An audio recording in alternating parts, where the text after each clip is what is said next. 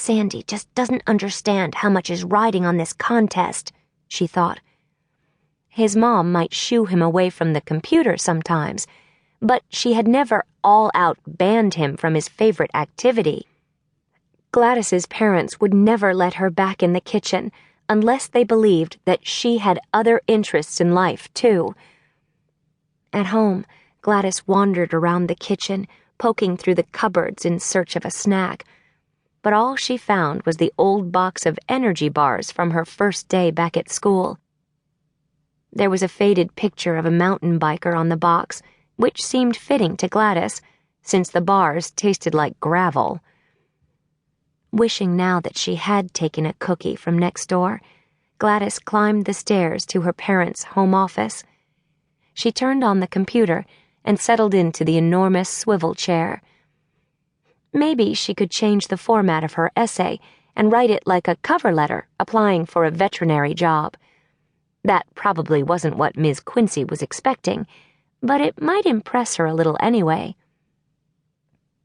The monitor came to life, and the login page for Dump Mail popped up automatically. Dump Mail was the local email service that everyone in town used, including Gladys's parents. Gladys knew that most of the kids at school had Dump Mail accounts because she sometimes heard them talking about the instant dump messages they sent to one another. Gladys didn't have an account, but this had never seemed like a big deal to her, since she didn't have friends to email with anyway. She would have liked to email with Aunt Lydia, but her aunt didn't believe in the internet. She said it disturbed the vibrations of the universe or something, so they stuck to letters and phone calls. But looking at the heading on Ms. Quincy's letter, Gladys saw that real professionals had email addresses, and if she wanted her letter/essay to show that she was serious about becoming a vet, she better have one too. With a click on the Sign Up Now link and a few quick keystrokes, the task was done.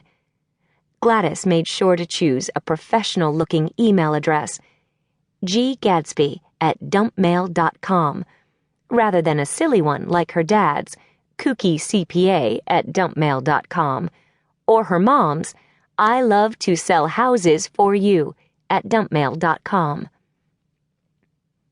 Next, Gladys had to will herself not to open a new window and surf directly to the New York Standard website. It was Wednesday, the day that new reviews and recipes came out in the dining section, and she liked to look at them online when she couldn't get a paper copy at Mr. Eng's. But instead, she opened a new document and typed her name and new email address in the upper right-hand corner. Then, looking between the screen, Ms. Quincy's neatly typed letter, and her own marked-up paper, she began to rewrite My Future as a Veterinarian. She was a couple of paragraphs in when the will to keep going failed her. Miss Quincy was right. The essay was boring, passionless. But how could she fix it? She stared at the screen, but no great ideas came to her. She was considering picking a new fake future profession, pro cyclist, when the doorbell rang. Grateful for an excuse to take a break, Gladys leapt out of the swivel chair and bounded down the stairs. But her excitement faded when she looked out the peephole and saw Sandy and his mom standing on the porch. She knew that she'd been rude to Sandy earlier. Had they come over to force her to apologize? Sheepishly, Gladys opened the door. "Hello, Gladys," Mrs. Anderson said. She didn't seem like she was angry. Her hands were tying an orange bandana over her curly hair.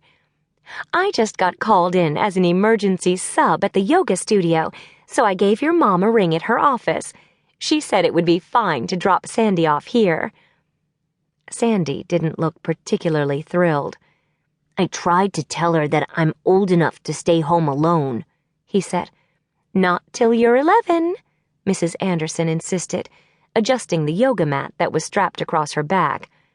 "Besides, I didn't have time to make you dinner, and Gladys's mom was nice enough to invite you to eat with them. Isn't that great?" She said they were going to make a meatloaf.